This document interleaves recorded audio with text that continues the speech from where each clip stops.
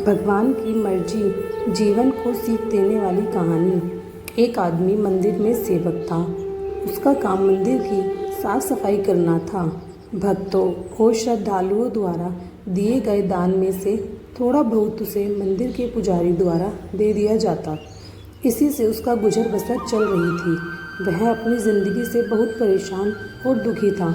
मंदिर में काम करते करते वह दिन भर अपनी ज़िंदगी को लेकर शिकायतें करता रहता। एक दिन शिकायत करते हुए वह भगवान से बोला, भगवान जी, आपकी ज़िंदगी कितनी आसान है। आपको बस एक जगह आराम से खड़े रहना होता है।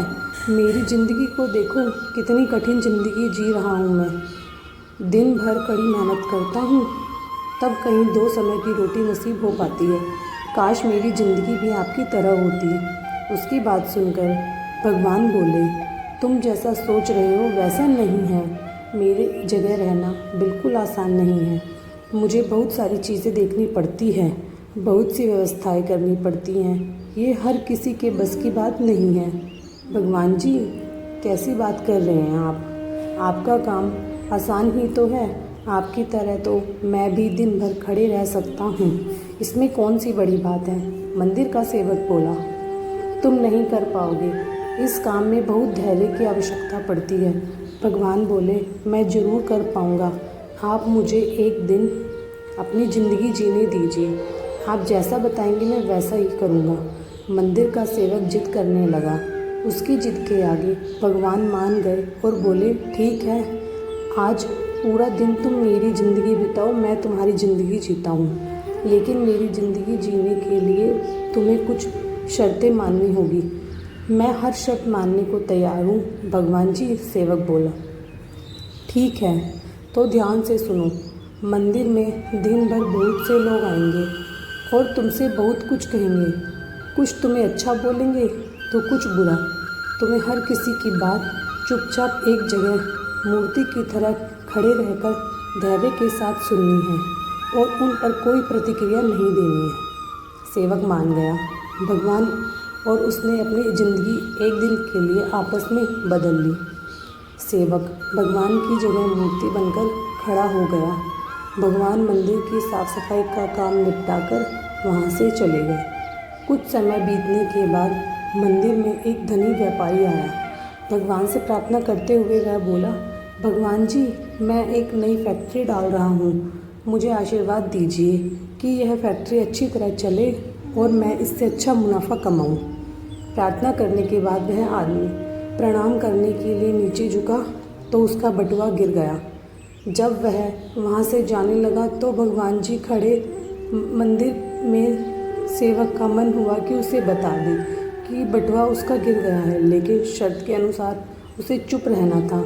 इसलिए वह कुछ नहीं बोला और खामोश खड़ा रहा।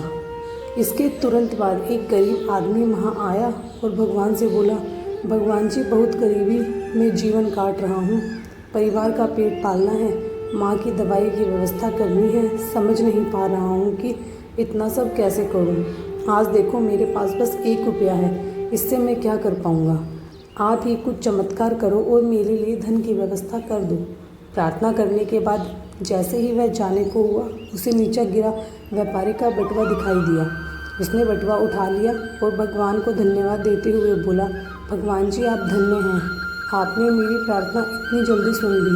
इन पैसों से मेरा परिवार कुछ दिन भोजन कर सकता है। माँ की दवाइयों की व्यवस्था भी हो जाएगी। भगवान को धन्यवाद देकर वह वहाँ से जाने लगा।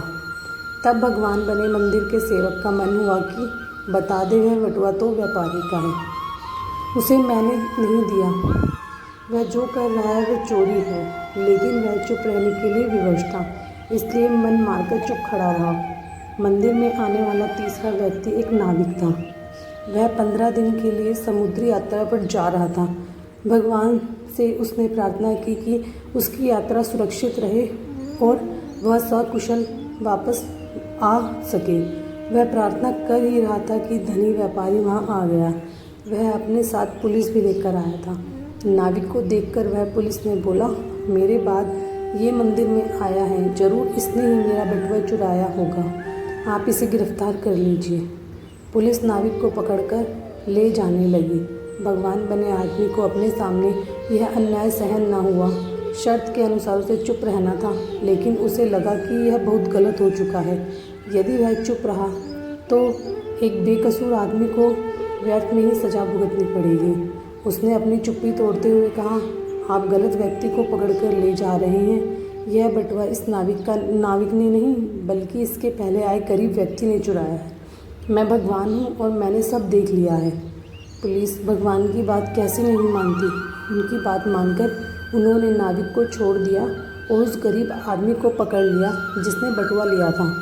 शाम को जब भगवान वापस आए तो मंदिर के सेवक ने पूरे दिन का वृतांत सुनाते हुए उन्हें गर्व के साथ बताया कि आज मैंने एक व्यक्ति के साथ अन्याय होने से रोका है।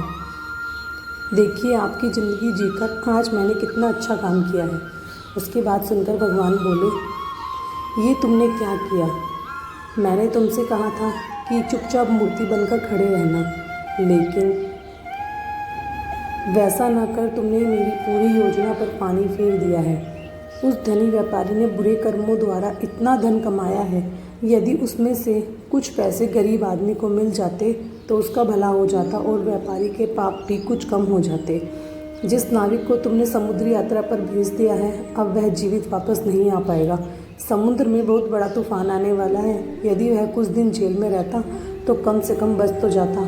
सेवक को यह सुनकर एहसास हुआ कि वह तो बस वही देख पा रहा है जो आंखों के सामने हो रहा है। उन सबके पीछे की वास्तविकता को वह नहीं देख पा रहा है, जबकि भगवान जीवन के हर पहलू पर विचार अपनी योजना बनाते हैं और लोगों के जीवन को चलाते हैं। सीख, हम सब भी भगवान की योजनाओं को समझ नहीं पाते। जब हमारे साथ कुछ गलत हो रहा होता है या हमारे हिसाब से कुछ भी नहीं हो रहा होता है तो अपना धैर्य खोकर हम भगवान को दोष देने लगते हैं। हम ये समझ नहीं पाते कि इन सब के पीछे भगवान की कोई ना कोई योजना छुपी हुई होती है। ऐसे समय में हमें भगवान पर विश्वास रखकर धैर्य धारण करने की आवश्यकता है। इसलिए चिंता ना करें। यदि आपकी मर्जी से कुछ नहीं हो रहा तो इसका अर्थ है कि वह भगवान की मर्जी से हो रहा है, और भले ही देर से ही सही, भगवान की मर्जी से सब अच्छा होता ही है।